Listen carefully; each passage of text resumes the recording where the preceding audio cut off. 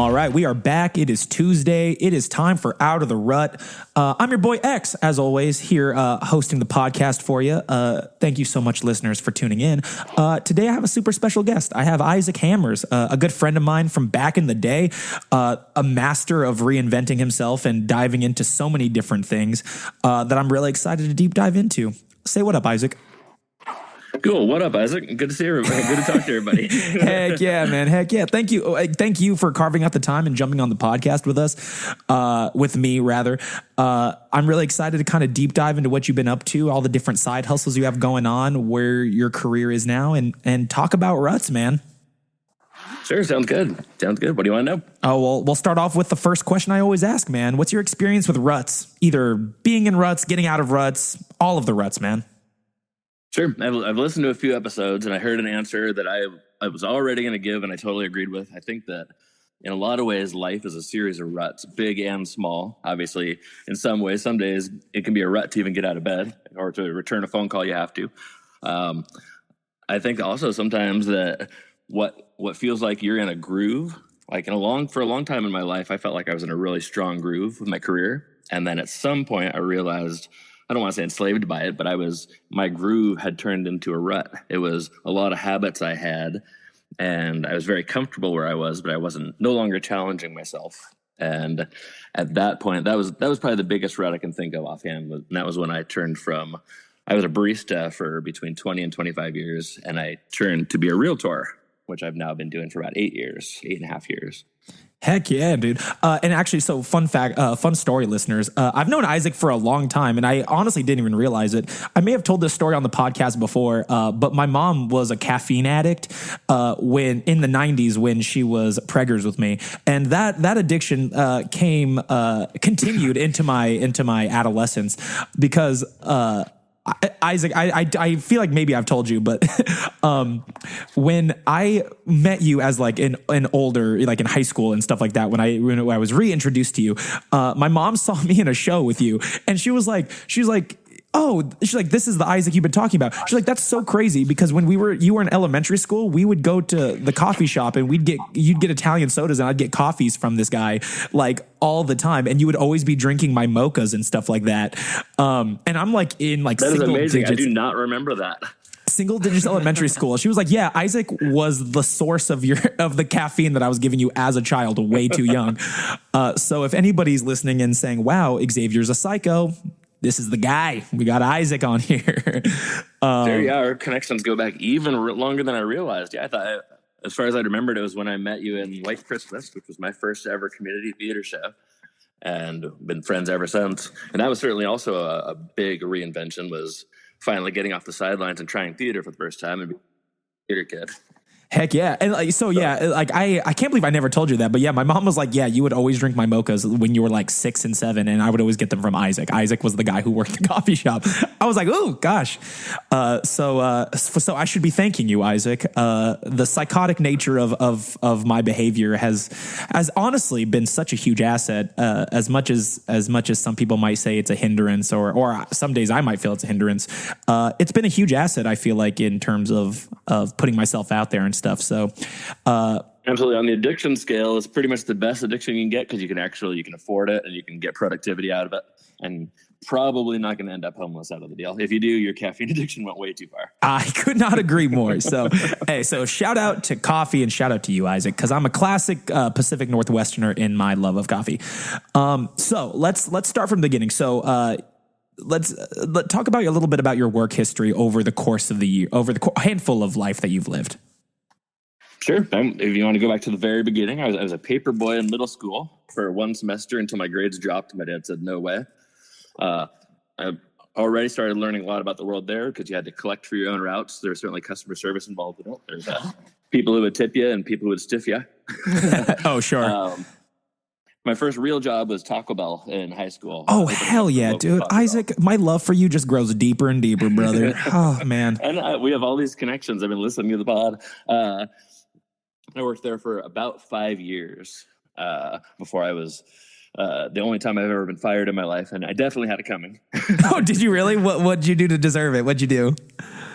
Okay, so I was the assistant manager, and we were on a graveyard shift, and I had 3 or 4 other fellows with me, and they were taking a smoke break. I didn't smoke, but we were in the dining room. And I was wearing the safety headset, and the other fellow was on the headset, and my headset was malfunctioning, and I didn't realize it. So we had a customer pull up to the speaker, and we never heard the alarm go off. So we were having what you could call a gross out contest live on the speaker. Oh, maybe badass. 2 or 2.5 minutes before I realized what was going on. Damn. Thank God the internet wasn't as big of a thing at this point. Thank God.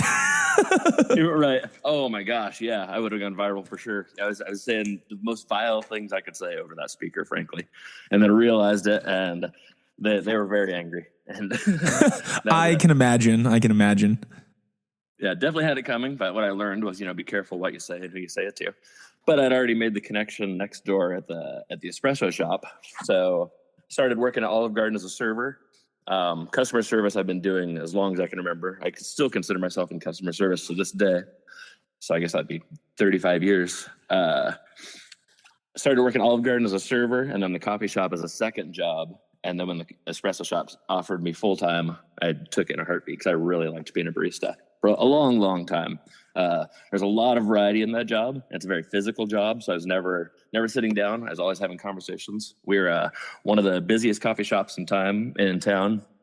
There's I think 4 times I was voted Bremerton's favorite barista, which is pretty funny. Hell yeah. I mean, my mom clearly remembered the crap out of you. She was like, oh my God, very super, because you were always rocking that bandana, right? At times, yeah. And I loved the sports caps too. Back then it was always a sports team. And if I recall, the coffee shop you worked at, it was really kind of one of the first pop-up coffee shops that I really remember being in the area. Like, it truly was. At this point, Kitsap County, Bremerton, where Isaac and I are from, has so many of them now. But back at that time, there wasn't really that many, and I don't really recall many growing up beyond the one that you worked at. There was, if it's not too local, I'll say there was Mike's Video Outlet was where I got my first ever coffee shop. They had a number of video rental stores / espresso shops, and they made excellent coffee. Some of my first baristas are still friends of mine to this day. Just the nature of the job. Oh heck yeah! The friends you make along the barista pathway, man, they're lifelongers, bro. Absolutely, yeah. And certainly in that time that I was then a barista for 20 to 25 years, it was awesome. Because it was decent money. I enjoyed the work, and the schedule, I was off by noon every day, so it allowed me to pursue other interests. Oh hell yeah, that's chef's kiss, bro. That's chef's kiss. Getting out at noon. It was. That's awesome. Yeah, and then when I wanted to transition into realtor, it was a great job for that because I could, when I was slow in the early mornings, I could work on my class, and I was still making reasonable money on the side. Not enough that I could start saving or buy a house for my goals at that point, but it was just time for a change. It felt like emotionally, my wife was like, she's like, I don't care what you try. I just want you to try something. My sister had been a realtor for a short amount of time. She is a lifesaver, though. She's a firefighter paramedic and didn't work very well with her schedule. But she said, you ought to try it. And it made a lot of sense. At that point, I've lived in this area for my entire life, so I know a million people. So I knew that was certainly a shortcut as you enter it. Well connected, for sure. For sure. And so it's been a success. I've enjoyed it.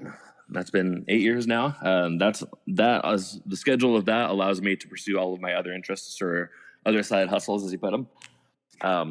So I have to be busy.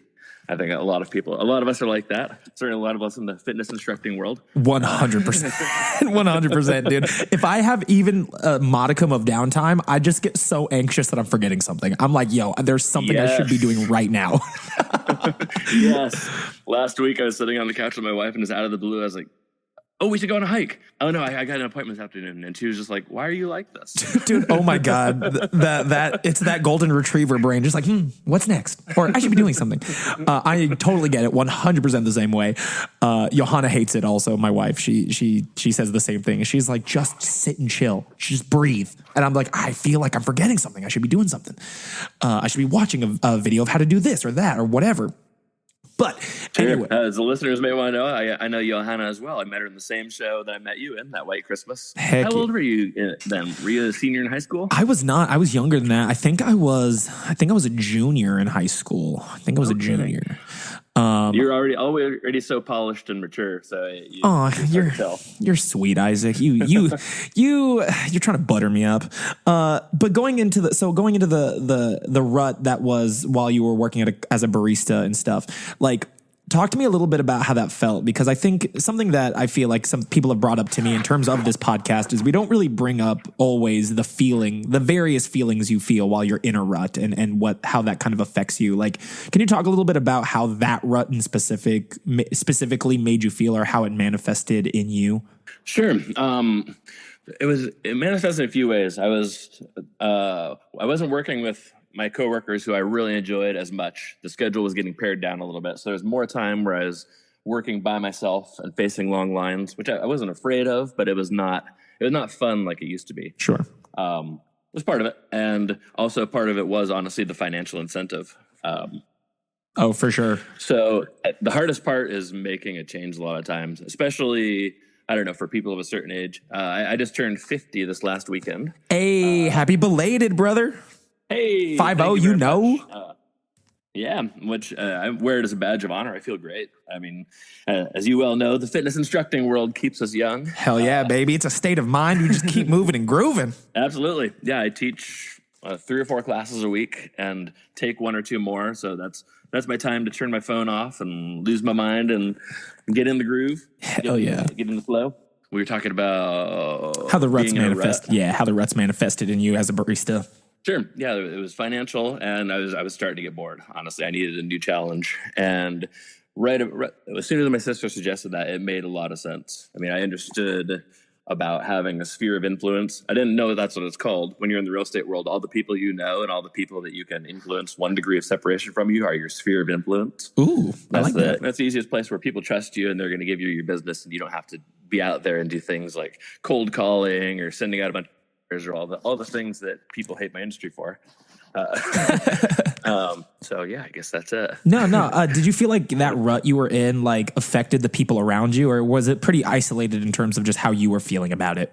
Oh, I think everything in your life is connected. Certainly, if you're in a rut in one place, you're going to be down in others.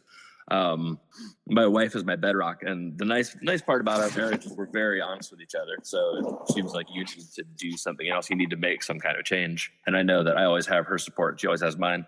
And we shoot each other straight, which is huge. We've never had a big fight because when we have a disagreement, we can talk about it.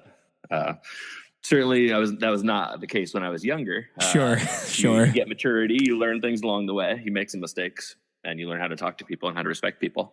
No, for sure. Like that comes with growing up, man. That comes with growing up. You like Johanna and I, we still do that. We've been together for so long, Boothang and I, and we're to a point. I mean, I would say within the last 5 years, we're to the point where like I feel like we have finally understood like how to best communicate with each other to like avoid the hard times, or at least the hard times prolonged, you know what I mean? I mean, absolutely. Hey, honestly, like having a supportive partner, man, makes all of the difference in terms of reinventing yourself. If you don't have that, it makes it all much more harder. It truly does. And I was absolutely blessed that I was in a position that I could schedule wise and financially wise make that transition. When you're going into real estate, you're going into sales, but particularly real estate, that's a hard transition to make. They tell you if you can't go for 3 to 6 months without cashing a paycheck, you shouldn't make the transition because it's going to take a while to get that first transaction under your belt, whether it be a buyer or a listing. There's so many things that can go wrong along the way during a transaction, then go off the rails. Every single one is a learning experience. That's what I do like about the industry is no 2 days are ever the same. Yeah, I love that. I love that constant change. And then being in real estate, first I started doing drone photography through that. The first time that I had a waterfront listing, I priced out drone photography, and then I priced out buying a drone and realized if I could not crash it for a few times, I would have paid for it. Like, that sounds really interesting. Yeah. And that's become probably my second financial sideline is doing videography and photography, drone and handheld. But that was a gateway right there to another sideline and another passion. probably more than anything, I'd rather be out taking landscape photography and photography of birds, but you can't really get paid for that. So definitely not easily. Yeah. So the truth is, with my schedule and the amount of time I have on hand at this point, it's either if something doesn't bring me money or bring me joy, I'm going to say no to it, which was not something I could do very easily when I was younger. I mean, that's kind of you learn. I mean, that's kind of the hard thing. Like, I think that's a lot of people's barrier to entry when picking up new hobbies or new interests is like that lull period of understanding of like, hey, you need to leave potentially this very lucrative job career that you've established in order to try to get yourself into something new. And there's going to be a good handful of months, days, years, weeks, whatever the time period is where you might not make as much as you were before. And that's fucking scary, dude. That is a scary reality to face. Hell. It's scary as hell financially. It's scary as hell to put yourself out there and to make changes. Particularly the older you get, you get into a rut. Yeah. It's easy when you're in your 20s when no one really relies on you so much. But then once you get married, you have kids, your family starts to grow, or your friend circle even starts to grow, and people start to rely on you. It's like, shit, like, should I really be leaving this thing to try this thing that will make me happy when so many people are relying on me? And it sucks, but like more often than not, it's worth it if you're able to swing it, it's worth it. Sure, and particularly now that we're in the era of the side hustle. I mean, it's unfortunate that the 9-to-5 one job retirement by a house is not a thing. It's a leave it to Beaver shit. Yeah, seriously. But it is. But that at least gives us a chance that if you find something you enjoy doing and you can get paid for it, I mean, do it. So as a barista, right? So we started with you as a barista, moving on from there. Like that Sure. first rut, you mentioned you got into, were you still a barista when you got into theater? Yes. Yeah. Barista encompasses everything from 21 years old until I was 45 or 46. Damn, dude, you put some years into that, man. Yeah, I mean, I loved it the whole time. Still the best coffee I've ever had is from you. That's not a hot take. That is just a cold hard fact. So theater as a hobby, what sparked that interest, and how was it for you putting yourself out there in that way, arguably for the first time? Sure. My girlfriend at the time and I were taking tap dance lessons, which just randomly I had said, I want to get her a cool gift. What's something neither of us done? And I saw a dance studio was opened up. They told us what formats were offered. And I said, well, tap sounds the coolest. Let's try that. As life happens, it just so happened that within a year or a year and a half, a good friend of mine who's always came to the coffee shop was heavily involved in the theater and told me about White Christmas, the musical, which had some tap dancing involved in it. I'd never been on stage beyond like recitals for the dance studio, and can't carry a tune. I can carry a tune, but I can't carry it far. So I'd never tried out for anything like that before. But that was having a little bit of tap dance was an entry point, and it just absolutely fell in love with it. I mean, as you well know, you are in a cast with somebody, you become family with them. You learn so much about being in front of people. If you can be in front of people and move your body comfortably, you can accomplish anything. I don't remember who said that, but I agree with it completely. I could not agree more with it too. Like, it really is the most useful skill I probably pulled from my adolescence into my adult life, is just the bravery and the confidence to just stand in front of people and not like cower in fear. Sure. It's like that sure. To me has come up in my adult life, or needing to know how to do that has come up in my adult life so many times. And I think I brought this up on a previous episode too, where like people have literally hired me for like MC work or to do like presentations just because I know how to speak in front of people, and no one in their circle knows how to do that. Right. It's so fun. I've done a few MC gigs as well. And as you well know, I also have done some wedding ministry. I used to do that for money. As soon as I started doing real estate, I was able to stop charging people for that, both because it's a cool thing to do as a gift and a way to give back, and also because honestly, it's so good for business. You meet so many people at a wedding reception, and here you are, the person who was kind of in charge of all and made it all happen smoothly. That is kind of cool, though. There's so much theater involved in a wedding too. It truly is. It truly is. It's all performance at the end of the day. It's all public speaking. It's all performing. I imagine giving a speech at a wedding is very similar to giving a monologue in a play. And honestly, it's probably easier than a monologue. So if you could give a monologue, you could probably easily talk in front of a crowd of people, in a wedding. At least in theater, people, I feel like, or at least in weddings, people want you to be successful. In theater, sometimes there's always a handful of people that are just like, oh God, we're here for someone eating shit or someone fumbling up lines or cracking voices or whatever. But in a wedding, at least everybody wants you to be successful all the time. So that's cool.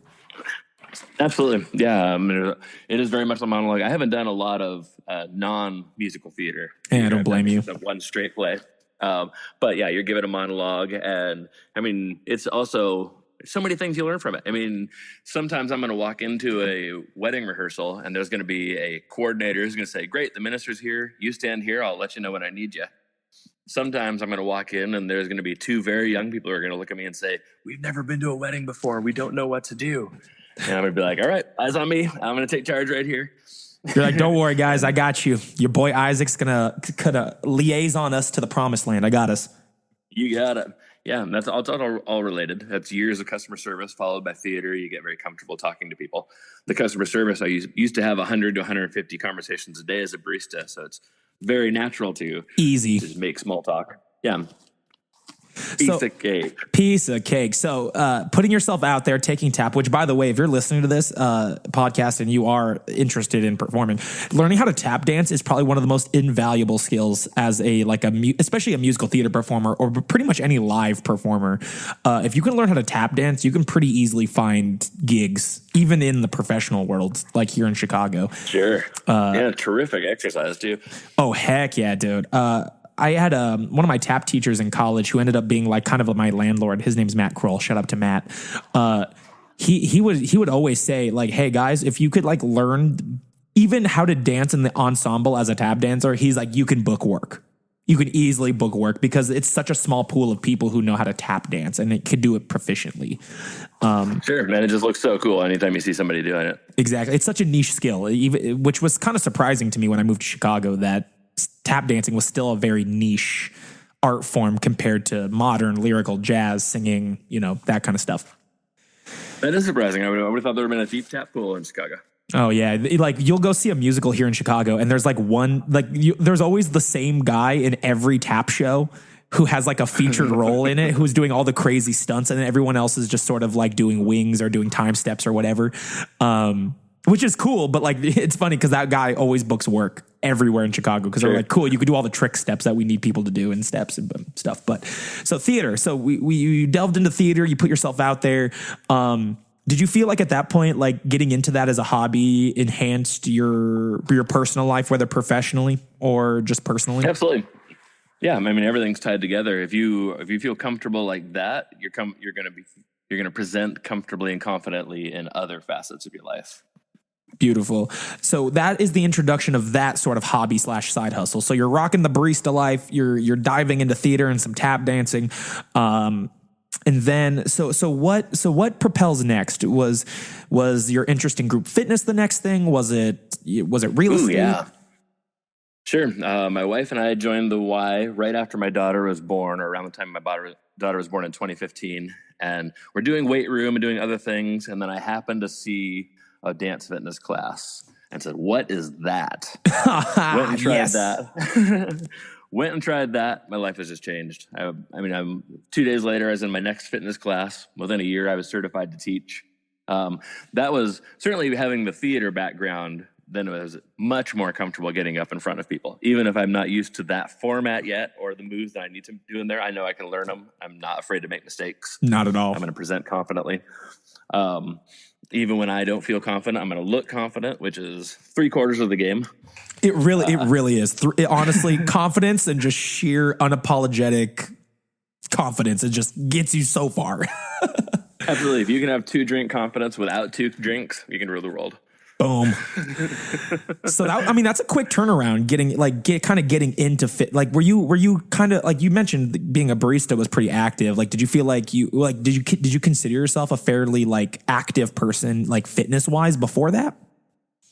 I did, but I had just been to my first checkup in many years, and I don't go to the doctor a lot unless I have to. Yeah, same. And they said you're overweight and your blood pressure's high, so unless you want to get on medications, you need to make some lifestyle changes. I got pretty religious at the Y right away, and then as soon as dance fitness happened, I don't need as much theater as long as I can perform in that way. And And you have people come up to you and tell you how much they inspire you. They tell you their stories. I mean, it's inspiring. It's life changing. It's absolutely probably my happiest place. It really is. And like for the listeners who again, I always forget what I tell and what I don't tell on the podcast. I also teach group fitness. And like, I will say like, that is something that made the transition from like performing as a career into fitness very easily. Is like, I had to ask myself, like, what was my motivation of wanting to be a performer? And I was like, I really liked telling stories that really impacted people and really like got people to think critically about the world around them. Or even if it was a period piece of a different time period, like I liked having those conversations of like, oh my God, you made me think about something in a really unique way. If I can go back a couple episodes, I think it was Mike Jones you were talking to. Is that his name? Oh yeah, my boy Mike Jones. Shout out to Factory Theater, man. What a fascinating conversation that was. I thought I knew something about theater until I heard that guy talk about theater and realized you guys are talking about the big pond and the small pond. I've always been in the small pond, which is I've missed out on a lot of big city stuff and a lot of that theater stuff. It sounds really cool, like the experimental things I don't know about. The small pond has been excellent for my career wise, but yeah, if I had to go do it again, there's parts of me who wonders, how it could have been different, but you also have to be happy with where you are. And there's always more possibilities ahead for whatever you can still accomplish. No, it's so true. It's so true, especially now in the age of technology when all of us are so connected in a different, like we're so well connected. And I'm glad you liked that episode. Mike Jones is a really good artist, and they do some really cool things at the Factory Theater, as we talked about in that episode. But moving on from theater, so I'll check it out when I come to Chicago. Oh heck yeah, dude! Heck yeah! Hit me up when you come visit. We'll go see a show and we'll support our boy. All right, sounds good. But so we incorporate theater into what we do. The fitness thing takes off. Sure. Quick turnaround. What fitness formats do you teach? At the time, it was called Mixed Fit, and now I'm certified in Commit. For those who don't know, it's kind of like Zumba, but a little easier and a little more focused on like the athletic part. I mean, on the aerobic part of it. Sure. Mixed fit. I've taken a couple of classes because a lot of dance fitness instructors were kind of well versed in a lot of other dance fitness formats, Sure. But it's a fun format. It's very fun. I dig it. It was. Yeah, absolutely. The most fun thing I do. And then I needed the accountability of being a teacher because that means I can't slack off. You have to be able to go an hour straight through cardio wise and there's no excuses. Yeah. And they say anybody in your class, they're going to give you 75% of whatever you give them. So you have to go like 150 to get them to do what you want to do. Because if you half-ass anything, they're going to half-ass it even more than you. That's hilarious. I remember in my training, they said you have to go 135 to get 100 out of your students, which I don't know what the math is, but it seems to be about right. But it's true though. Cause like, I've definitely had those classes where I phoned it in and like, oh God, like you're just not feeling it. And it's like, it's true. You see that reflected in the people around you and it sort of snaps you out of that. And like, hey, you got to turn up for these people cause they're relying on you, as much as you're relying on them to be there, it's definitely a give and take. Yeah. And they have no idea how much you rely on them, how much they're giving you back. And so many of them give me cards and presents and thank me for all the effort. I'm like, you guys are doing more for me than I'm doing for you, but you're welcome. that was why I loved theater, was like the impact of the storytelling and the impact of getting people to critically think and changing people's lives in that way. And what I realized is like in fitness, like you kind of get to live that every time you teach. And when people would come up to you and be like, oh my God, like I accomplished something this time that I couldn't do last time, or, oh my God, I dropped whatever their fitness goals is, whether I can lift this or I'm stronger in this way, or I lost weight in this way. It was like, I found so much satisfaction in being part of people's journey in that way that by the time Absolutely. It was like, hey, I need to make a career change I need to look at, my career critically and what I want to do. It made it easier to transition away from theater into fitness full time because that was why I love theater, was the life-changing element. And, you get to do that in fitness all the freaking time, dude. Yeah. I mean, if I had a dream job, it would probably be, a fitness influencer or something like that, where I could teach a certain number of classes per week and make money off that, which is not reality, but it's at least I can get part of the way there. Heck yeah, man. How long you been teaching fitness for? Sure. I got late 2016. I got certified. I had my first class, I think, in 2017, and started at the YMCA in 2018. I took about a year and a half off during COVID. Sure. Yeah. Like most places, they were shut down. Before COVID, I was volunteering, and then afterwards they wanted us to be employees, which I think was pretty smart of them because it means I'm a lot better about taking my ongoing education or showing up to meetings. Sure. I feel that. I teach it a couple different ways. And then I have an assisted living class too, where my mother-in-law lives. We do a chair fitness class. So I have like 80 and 90-year-olds, which is really wild. I do the choreography for it. Nice. And it's a lot of fun. They say it's their most fun half hour of the week. I pick a lot of the music I know they like, but I sneak in a little bit of modern music on them too. Like they know a little bit of Chris Brown, a little Meghan Trainor, whether or not they know it. Good. No, I mean that I will say is probably the coolest thing about the time frame that we kind of jumped into the fitness industry is like we kind of got into it like in the middle of the big fitness boom, and I felt like throughout, especially around like 2015, somewhere between 2013 and 2015, it became really important that like, hey, you know, we need people moving longer and being healthy longer, and prioritizing like senior fitness was such a big thing, getting people into fitness at a younger age. Like I remember like to get out of PE class in junior high and high school, for me, it was like a note, and they were just like, who gives a shit? But like now it's like, hey, you guys should really be in these classes and really trying to incorporate fitness in your everyday life. And it's been nice that the fitness industry has taken a little bit more of an inclusive, positive turn like that with all sorts of demographics of people.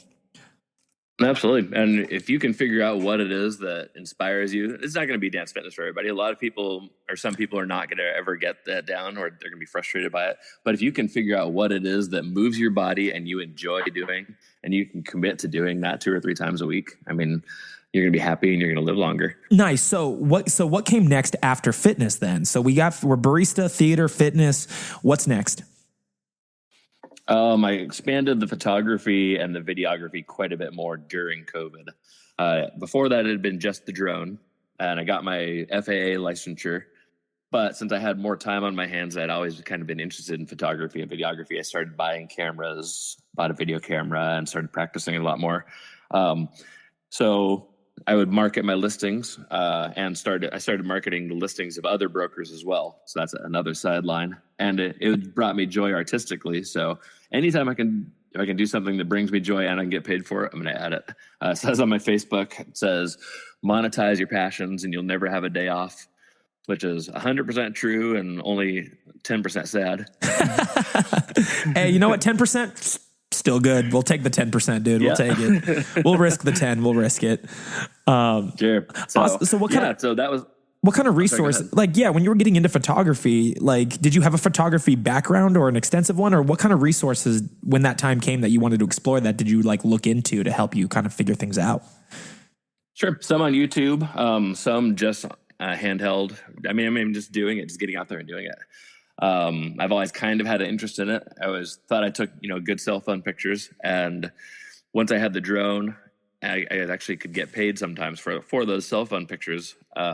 So maybe 6 months or a year ago, I bought my first real mirrorless camera. And now my greatest joy with that is being out and like seeing wildlife, taking pictures like that. You can't get paid for that, or I can't figure out a way to do a career for that. But I really enjoy it. I would probably like to start doing portraits. That's not something, anytime that I'm going to add something on, I have to ask myself if I have the time for it. Sure. I'm always interested in doing more things. It's always what am I going to learn next? How can I upskill? It's funny. Johanna and I were talking about this because we like to do a lot of hiking trips and stuff, and she's really big into photography too. Yes. It's like, if you made a calendar of like, we have so many nature calendars in our apartment, like doing something like that, like, obviously like, working for like a nature magazine is where I think a lot of people get a lot of their money in terms of like photography and nature. But like, sure, dude, some people just really like nature photography and will just buy random pictures of flowers and mountains and shit. Boothang is definitely one of those people. At worst, it falls under it brings me joy. So even if it doesn't bring me money, I'm still going to do it. Yeah. I love it.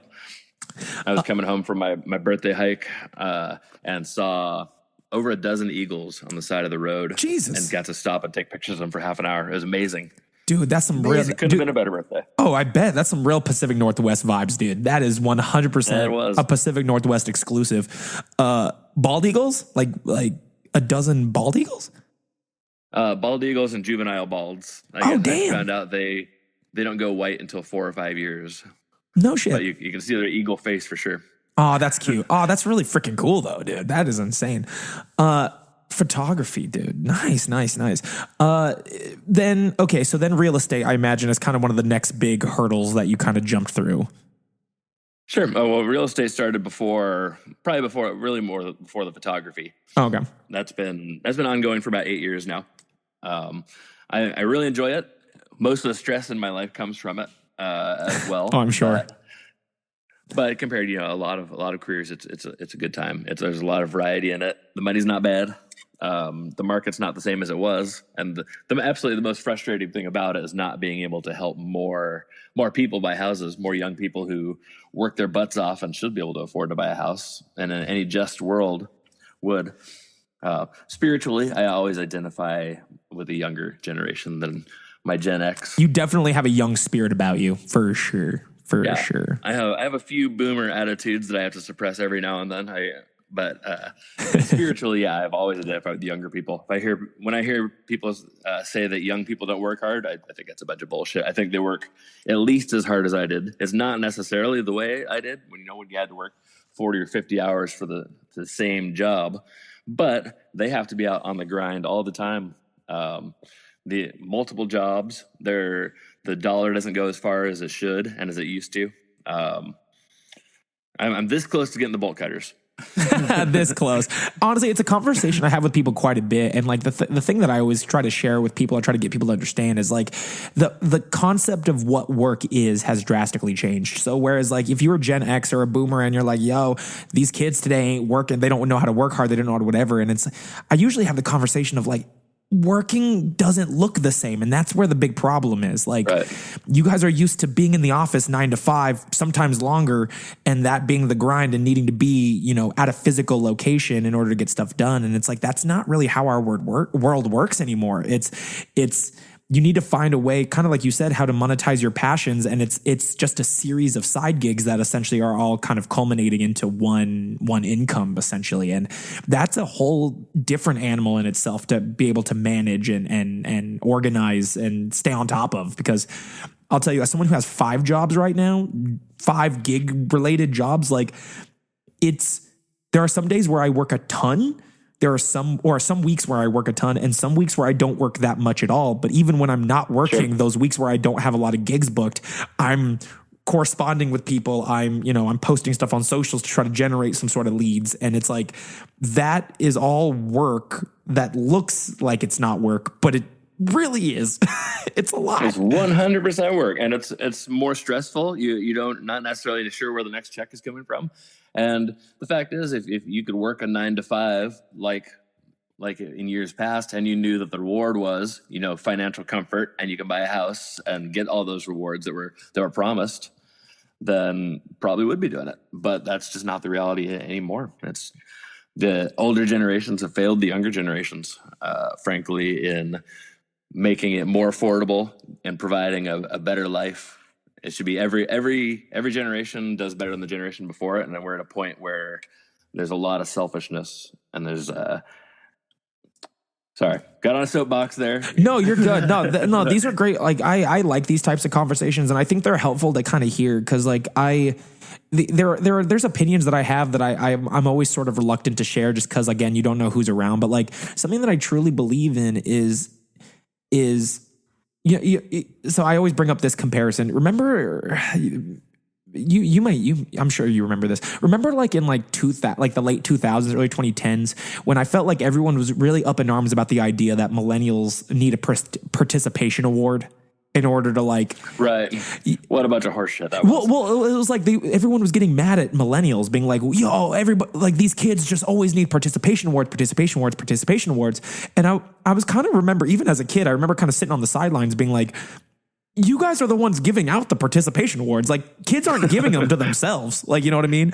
Right. Like you create in the younger generation what you instill those philosophies into the younger generation of what's normal. So it's like, if you're mad about the participation award, I have to ask you why you created the participation award. Like 100%. Or if you're mad about why everyone's on their cell phones all the time. Well, we created these incredibly addictive devices, handed them to people too young. And frankly, when I see older people complaining about them, usually they're on a phone to do the complaining. Exactly. It's like it's in a weird way, you reap what you sow. And that does trickle down into the professional world too, of like, kids these days, or like, millennials, Gen Alpha, Gen Z, whatever generation you want to target.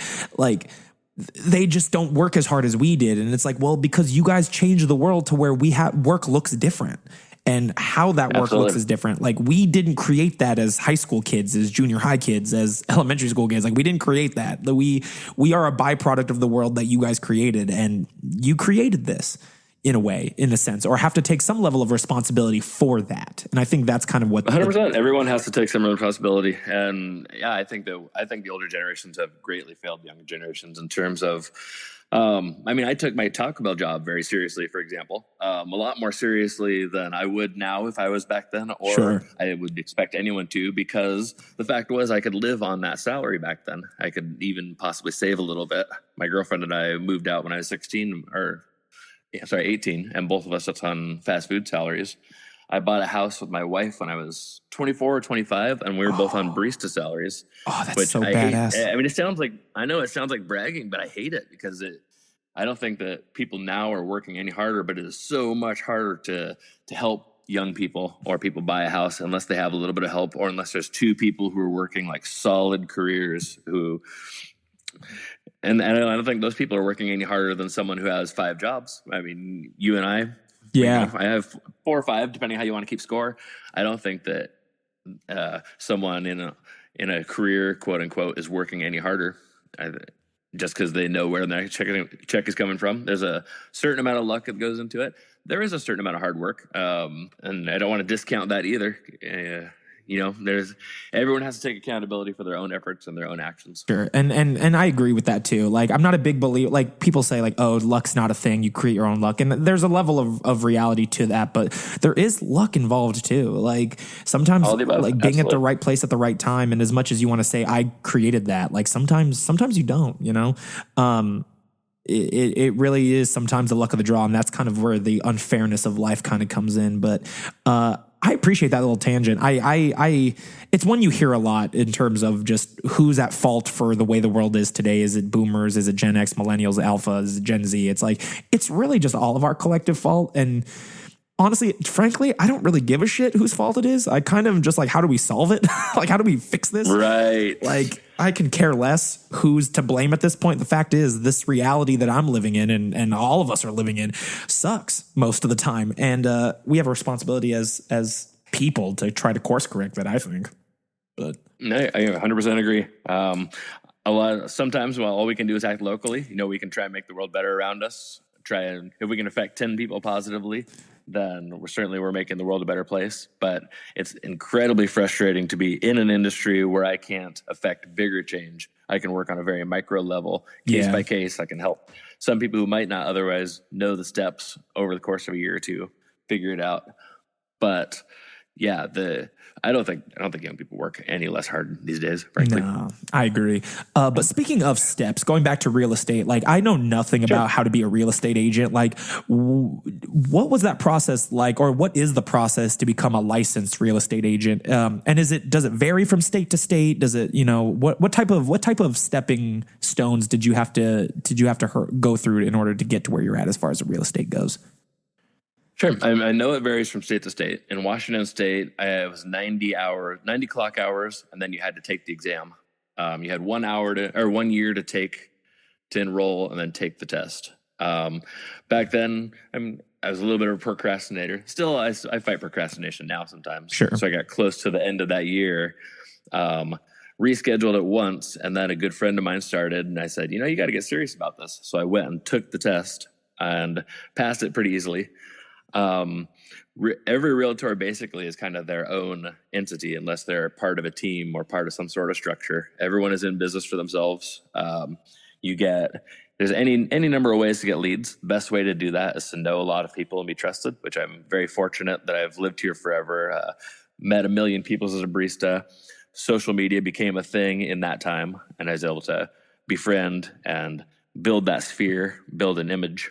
And so you get your own business. I could go out and distribute flyers. I could be cold calling. I can advertise on social media. Truth be told, I need to advertise more on social media. I don't like putting myself out there. Which is so funny because you put yourself out there. I would argue even harder with theater. Like it's a harder beast to put yourself out there for that. But I totally get it though. Something about putting yourself out there on social media is just it requires a whole different type of motivation. It really does, yeah. But I remember they told me sometime in my training, when I first joined, I joined a very large office, which is good for me. There was a lot of experienced older agents. I was in my early 40s and was pretty close to the youngest person in the place out of 60 or 70 people.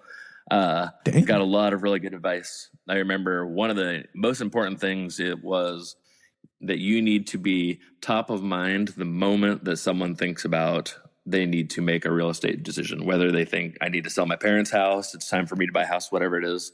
You need to be either the first or second person they think of. So however you got to top of mind, you need to be there. Do you have like a method, or do you have like is there something that you do that you feel puts you in that position of that first or second top of mind, or as compared to other people you work with? Sure. I have some old school methods, honestly. I really like pens with my name on them. I mean, seems very old school, and I like calendars. I like the swag. So a couple times a year, many people in my sphere know that they're going to wake up and come out on their porch and they're going to find some sort of gift from me. I like doing that kind of stuff. Dude, I'm a sucker for swag, dude. I'm a sucker for swag. I mean, I'm rocking my Sacred Tattoo shirt right now. Shout out to Sacred Tattoo and Nico and Kelsey from Sacred Tattoo. Yeah, I'm sucker for merch, dude.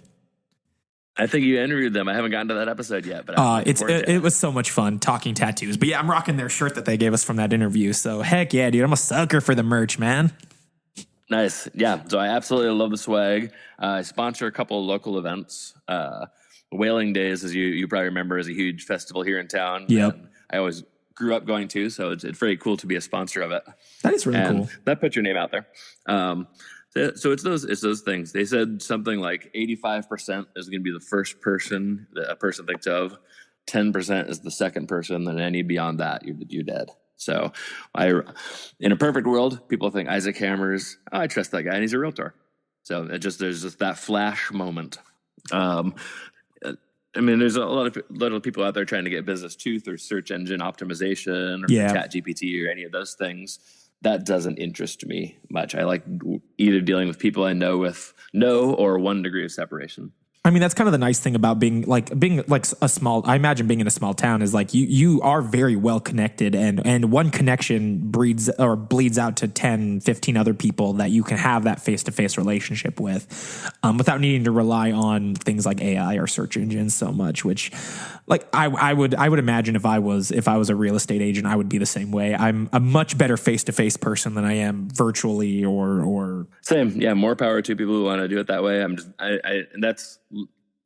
I don't want to say lucky, because it was calculated that when I went into this industry, I knew a lot of people and I knew that I would have a business to pull from. But in terms of having lived here my entire life, it is certainly a huge head start. And I have the cred that I can say, I've lived in this county for 50 years. That's a head start also. Like going back to the education piece of being a real estate agent, like, so you mentioned you had to take some tests. Like what do you remember what that education was called that you had to do or had to complete in order to be like a licensed real estate agent? Washington State real estate exam. Cool. I imagine. Yeah. So it's one of those, like, was that like an online experience? Was there like in-person classes you had to go to? How was that process? It was online tests, but then it was online class. And you had to complete that and submit your certificate, but then go to a test that's proctored, so they make sure that you're actually no cheating and all that shit. No, for sure. How long? So you mentioned you kind of procrastinated. Do you know typically how long the classes are taking, or like classes take? If looking at someone who maybe wants to get into this for the first time and have a kind of a general idea. Oh, sure. I mean, you can knock out 90 hours in a month pretty easily. We have to every 2 years we have to take 45 hours to renew, and on the procrastination tip, I usually wait until about 2 weeks before my renewal and then knock it all out in a week. Oh, heck yeah. 45 hours of what exactly? Like class hours? Like just like. Exactly right. Okay. Yeah. Different kinds of classes on ongoing real estate law or how to market yourself, a number of different things. There's certain requirements, ethics and law that you need to complete every 2 years. So you're up to date on that sort of thing. Got it. So that's huge in our industry. Got it. So that helps you kind of keep on top of like how laws change with different regions and stuff like that. Definitely. And then also I meet once a week with our office. We get together. I'm in a smaller office now than I was when I started. Really nice group of people. And we talk over real estate issues per week. So that keeps us on top of the market and on top of the legal sides of it. And we can talk strategy with one another. A huge part of it, if someone is considering getting into the business, is making sure that you're comfortable with the people that you're going to be learning from. The first 2 years, you're under an increased level of scrutiny, which is good because you have someone overlooking all of your paperwork. But you definitely need to be comfortable to ask questions. There's going to be so many things you don't know and so many things you don't know that you don't know. Yeah. You need to have an open line of communication and you need to be in a comfortable situation for you. Yeah, like being honestly, that again is another huge thing we hear in a lot of these episodes is like being comfortable, being vulnerable. Like nobody wants to be the dumbest person in the room, but sometimes you just got to raise your hand and just be like, "Hey, I do not know what the fuck is happening. Can someone explain it?" And like more often than not, there's someone in the room who's more than happy to kind of deep dive into it, but they don't know to do that if you don't put yourself out there and again be vulnerable. I always joke that I'm the guy who falls on that sword in every meeting or every training that I do, whether it be in fitness or whatever. Like I'm always the first one to raise my hand and be like, "Yo, that shit don't make no sense. Can you explain it again?" And people are like, "Oh God, okay, for the third time for Xavier." Struggle with that, admittedly. I've gotten better at it, but that is a struggle for me, and that was a struggle starting out. Over time, it's gotten better. You definitely need to be comfortable to ask those questions, though. Yeah, can't be too proud. No, for sure. And like it's one of those things where like I think this part of the reason I'm so okay being that person is like I know myself enough and like understand myself enough to know that like I'm a kinesthetic learner. I'm going to learn by doing it. Sitting in a classroom or it like I can take all the notes in the world and I could be as attentively listening as possible, but I will retain maybe 30% of what's said at me in a lecture type setting. And so I'm going to ask 5 or 6 times until it gets baked into my brain. Good for you. Yeah.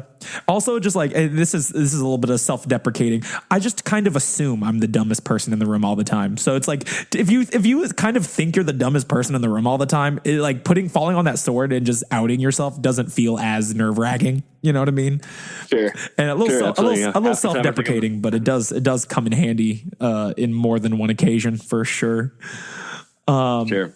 So going into the day-to-day, talk to me a little bit about what does a good day in the real estate world look like for you? Like if you woke up and these X, Y, and Z happened, it's like chef's kiss beautiful. Oh, sure. It's a transaction where everyone is answering their emails and their phones.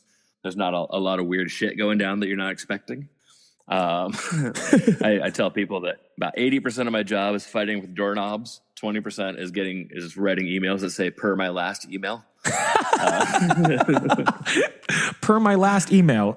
Read it again. Run it back. Yeah, but you're going to have 25 or 30 people often are going to be touching a contract from beginning to end. And all of those people need to be doing their jobs. That's not even counting if you need to get some repairs done. You have contractors, appraisers, these other people you need to coordinate with. And as the agent, you are the principal. You are the person your buyer or seller is talking to. You have one other person who's equal to you out there, and between the two of you, you need to coordinate everything. You need to coordinate the entire galaxy, dude. And sometimes that's a pain. Yeah, I mean, I imagine. Now, on the opposite end, what does a shitty day look like? Where it's like, okay, you get home and you're like, yo, today sucked. For what reason? What's happening in Isaak's world to create a horrible day? Sure. It's almost always going to be real estate related, frankly, because there's not too much that can go wrong unless I get hurt teaching dance fitness or doing theater or anything like that. Yeah. Or taking pictures. So it's going to be things that happen beyond my control. Whether that be, and all sorts of things can happen. You can have all of a sudden crawl space leak or a huge system go out. You can have people who are on the other side of a transaction who just walk away for no reason, and your buyers or sellers are going to look to you and be like, what's going on? And you don't have an answer for them. Sometimes I'm going to take phone calls where even people who love me are going to be yelling swear words, are going to be crying or whatever it is. So I, as trying to be empathetic as I grow older, more and more as an empath, do tend to take that on. So That's probably the worst thing. If my buyers or sellers are going through a hard time and there's stuff that's beyond my control that I can't do anything about, that's gonna be a bad day. What scenarios hypothetically would result in a buyer or seller like cursing you out? I've never worked with a real estate agent ever. Gotcha. I remember one in particular, not even, well, sometimes the people on the other side of the transaction, the other agent may curse you out if they're an asshole. I've never done that to anyone else, but yeah. I in particular remember one seller calling me up and just everything had gone wrong in the transaction. They were trying to buy one house, sell another at the same time. Everyone was giving a shit, and he's called me up and he's like, fuck this, and I don't know why I'm yelling, and I'm not mad at you, but I just need to get this out. And I'm like, go get it out, man. Dude, that is straight comedy. He's like, I just need to express myself, and this is the only way I know how. Yep. I'm like, go with it, man. But at the end of the day, we got that one done. We almost always get them done. It's just how much we're gonna have to go through. I always think back on things mentors told me. One told me early on, said, don't feel bad anytime you have an easy transaction, because you do tend to. You'd be like, you might make a big check and you didn't have to work very hard for it. But they said on this particular one, but they'll be like, it all balances out so much. You're going to have so many that don't go all the way through. You're going to have so many that you're going to work a ton for, and it's not going to be worth the money you got for the end. And just a few of them are going to be easy, and it'll all balance out. I honestly really like that advice. I need to take that advice too, because it's true. Even with things like this podcast, where it's like some interviews are really easy, some are more challenging. And it's like, just be thankful when an easy one comes along and it pretty much just makes itself, because there's bound to be some hard ones in there where it's like, okay, I had to put a little extra effort into to get something out of this. So sure. I like that advice. Did I tell you that I work with weddings now too? I'm a DJ now. I'm a wedding DJ. Just started doing wedding that. DJs are awesome. Dude, just started doing that like a month ago, dude. It's honestly a fun time. We'll circle back to real estate, but a really brief tangent. I've realized that like I really love love is dope. And two, being a part of people's big day in terms of like getting a party started and playing music, and like, especially when they don't give you a lot of options or they don't give you really any suggestions of what they like. So you kind of play something and it just hits and you're like, oh, I got him. Like, let's keep rolling with this. And you just see like the bride, the groom, their friends, their family just lighting up the dance floor. Like, it's so rewarding, dude. It's so rewarding. Absolutely. Yeah. I feel the same way from the ministering side of it. You help them plan the ceremony. You pick out some words for them, because a lot of times they don't have any ideas of what they want to say or what they want said. So to try and meet the couple and customize the perfect words for them, and then make the ceremony go off without a hitch, and then hand them off to the DJ, and I just wait for my dinner plate. Yeah. Hitting that vendor table up, dude. That's awesome. Dude, we should work a wedding together sometime, Isaac. I think we'd have a blast. Oh, that'd be a dream. Oh, man. Put that on our 2026 bucket list, dude. I'm manifesting that right now. I'd have a blast with that. But back to real estate. So we talk good days and bad days. Sure. What do you like for someone who is just getting into this? Like, what are some skills that you suggest that they develop? Maybe whether they be, let's say they're still in high school or they're a young adult and they're like, I know this is something that people say is really lucrative. What are some skills that you think people can start developing early on to maybe set themselves up for success if going down the real estate route? Sure. I would say, for anything, real estate or otherwise, as we mentioned earlier, public speaking is one of the biggest things you can do in your entire life. If you can get in front of people and speak confidently, if you can realize early on, particularly in high school, it's so hard to realize that every one of us, I like to call it the fishbowl effect. Everyone of us thinks we're in a fishbowl where the entire world is watching us and judging every single movement we make. As soon as you realize that every single one of us is in a fishbowl, then that gives you the permission to let the other person out. And you can empathize with them. You can make it easier on them. You can initiate a conversation or whatever it is. So I would say public speaking is huge. As soon as you get a little bit older, it becomes networking and how many people you know and what your image is. I don't think you should ever post virtually anything negative online if you want to get into real estate. I think I don't want to alienate half my potential customer base right off the bat. Yeah. I imagine it's one of those situations where like if you do, like you really have to have like almost like a dual personality online of like, hey, this is my, like, let's say that your private account where you post a little bit more about yourself personally than your professional account, which is more public and people are able to interact with and get a sense of who you are from that angle. What I'm hearing is I'm screwed. It looks like I should not be a real estate agent. You're incredibly comfortable with public speaking. You know a bunch of people. I do. I'm also very vocal on social media, which I probably should be less of. But hey. What is on your business account then? Hey, yeah, seriously, seriously. But the truth is, I mean, there's other ways to get into it. I mean, you can join someone else's team where you get your license, and then maybe you start out doing administrative work, or you do showings for a team, and whatever their pay structure is. Every team, every organization does it a little bit differently, which is nice because then you can find a personality and a situation that works for you. I think when you do join an office, it makes sense to join a big office and maybe a corporate office early on, because they have big training structures and they have a lot of people in place who can help you, and you can find people who you mesh with well. I was going to say that was going to be my next question is of like if you had an opinion of working with a more corporate entity versus working for your own, but it seems like the academic resources are sort of like the big asset for big corporations. Sure. They're always going to be a little more expensive to work for. Every brokerage has a different deal or a different split how it works in terms of your commission.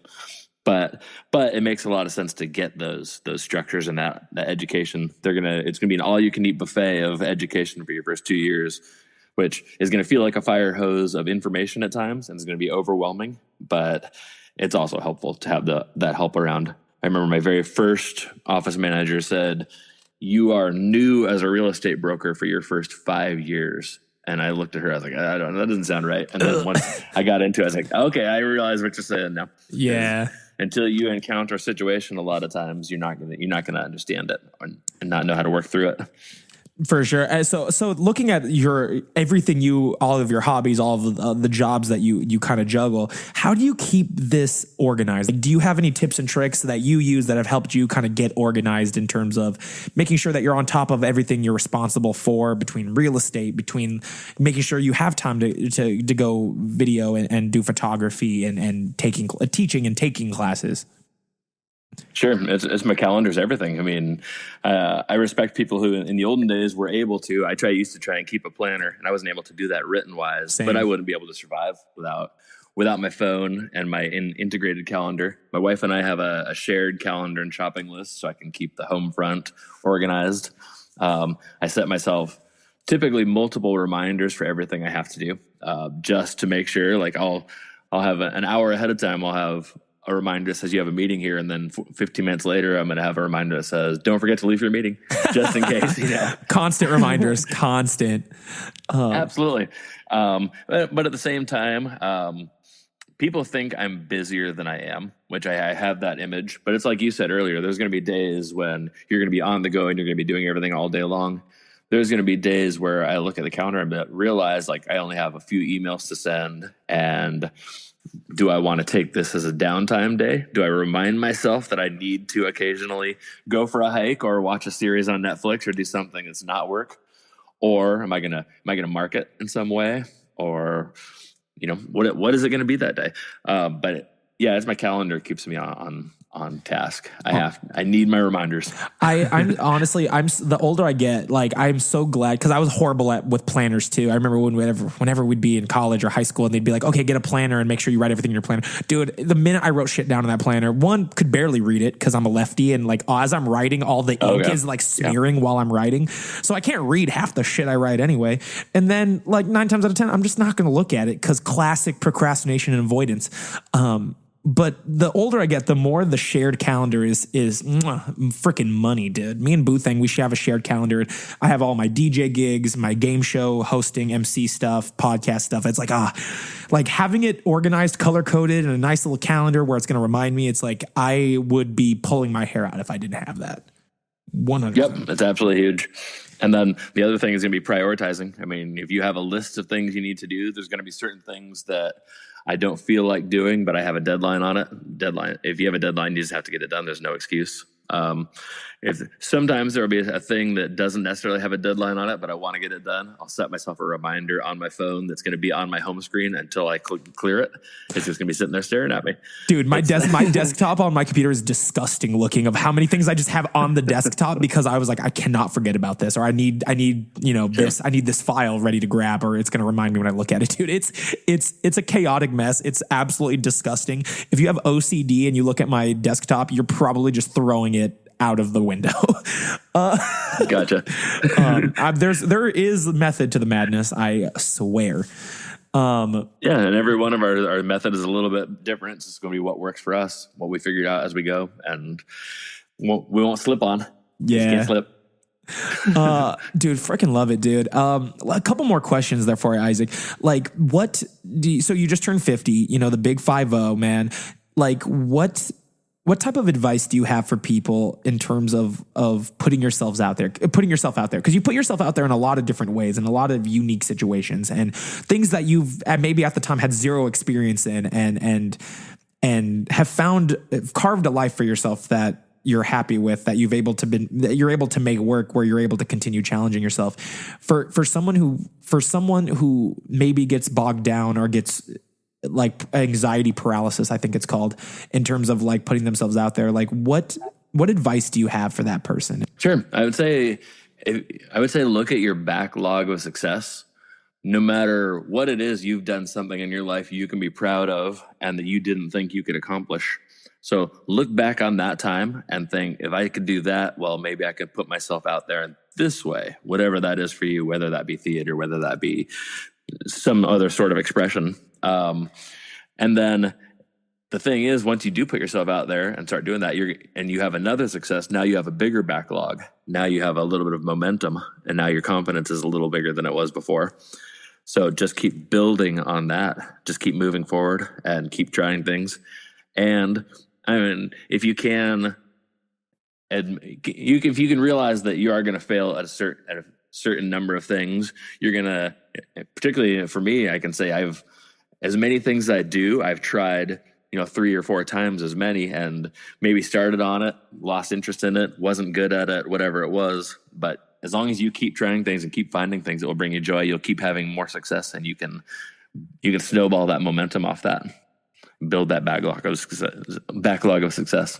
What is next for, like, where would you like to see your career go, whether it be in fitness, real estate, videography, photography? Like, if you had a perfect world 5-10 years from now, where would you like to see yourself?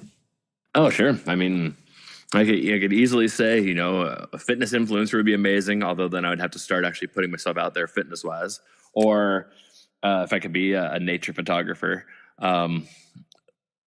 But the reality is, photography is getting harder and harder to make money at as phones get better. AI is going to keep creeping in, and people are going to take artificial images at points instead of real ones. I have no interest in that myself, but it has some practical application. The worst part is there are certain applications that are huge, like medical applications, and certain processes that would be so huge, but the vast majority of the effort is going into plagiarizing people's work, is going into things that you could do in 15 minutes, it does in 2 minutes. That's cool, but you had to cause environmental destruction to do it, or you had to steal someone's work. That's not interesting to me. Yeah, that's not the challenging part. That's not the learning process. Like, I want to learn how to do something. I don't need something.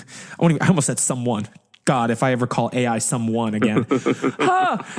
Something. Yeah, I don't need something doing it for me, dude. I don't need something doing it for me. I want to learn how to do it myself. I'm the same way. I'm a huge AI hater. Absolutely.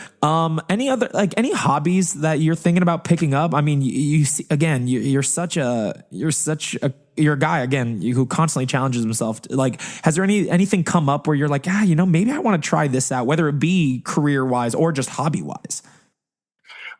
There's nothing on the horizon right now. I need to improve my photo editing.